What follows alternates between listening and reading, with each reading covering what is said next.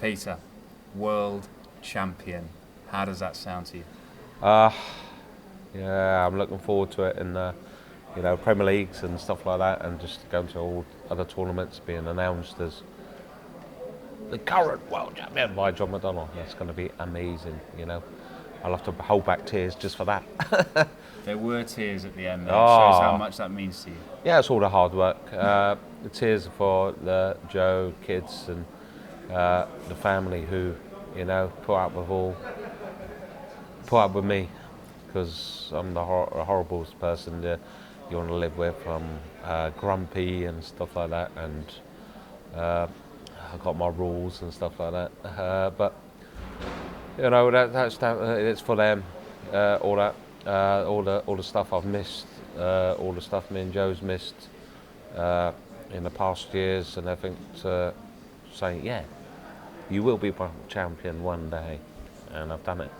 To win the William Hill World Championship, to join the greats of the game, Taylor, Lewis, Anderson, Part, all these guys, Michael Van Gerwen himself, it makes all those sacrifices worthwhile, doesn't it? Yeah, most definitely. Many people have put me down and saying you're just a runner-up guy and everything. And the UK Open's not even a proper tournament. You try and win in the UK Open and say it's not a proper tournament, but and to go and win it. I was playing well throughout this whole tournament. I was lucky in the first round. I could have went out and not be world champion.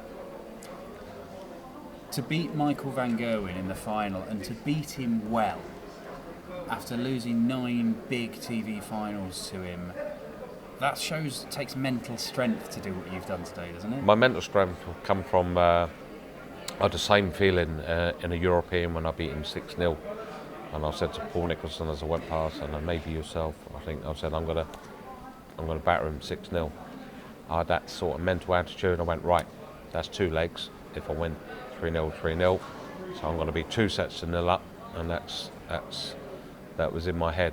I was taking it as that, and that's how good I felt.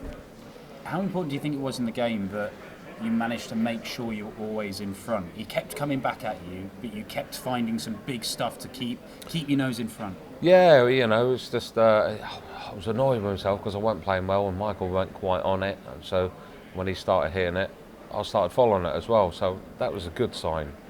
But I didn't feel nowhere as comfortable as I did against Gezi and Luke. I felt really comfortable against them. I felt like I could just hit 180s for fun. And this one, it was like, it was just hard work. Maybe it's obviously because it's the World Finals and it was the pressure. 6 years ago, you played Michael in the World Championship final. That tournament, you were genuinely thinking about walking away from the game at the time. It changed your life then. It's changed your life again. This William Hill World Championship has been incredible for you. Yes, 2014. But I wasn't ready to win it then. I wouldn't be able to deal with it. And what the guys have gone through. I've seen world champions after that, seeing how much they got, how hard they got to work and stuff like that. And I said to myself, anyway, I'm going to win the World Championships this year, and I'm ready for the hard work, so bring it on. You've come a long way from a guy who was a tyre fitter. You used to wander around the woods throwing darts at trees as practice. You genuinely weren't sure whether you could cut it in the PDC in the early years, and now you've won the biggest title in the sport, beating one of the all-time greats. That's a hell of a journey. Yeah, it is, I come into the sport when Phil Taylor was, near enough, well, he was at his best and stuff like that. And then you had Gary come over and I was to start learning how to beat Phil. And then Gary come over and he was blasting everyone away, and then obviously MVG started playing fantastic, and he started blasting everyone away as well, and going, come on, give me a day off. And then Gezi's come into the, one of the top players in the world now, and I'm thinking, when I play Gezi, I'm thinking, it's going to be hard work against him, because he's a quality and he's a talent. And I thought, here comes another player that's going to get in my way to stop me winning this World Championships. And But, lucky enough I got through that match, and I've gone and done it. You have gone and done it, but With a cold. with the cold. But the question now is, Peter, you've conquered the highest mountain.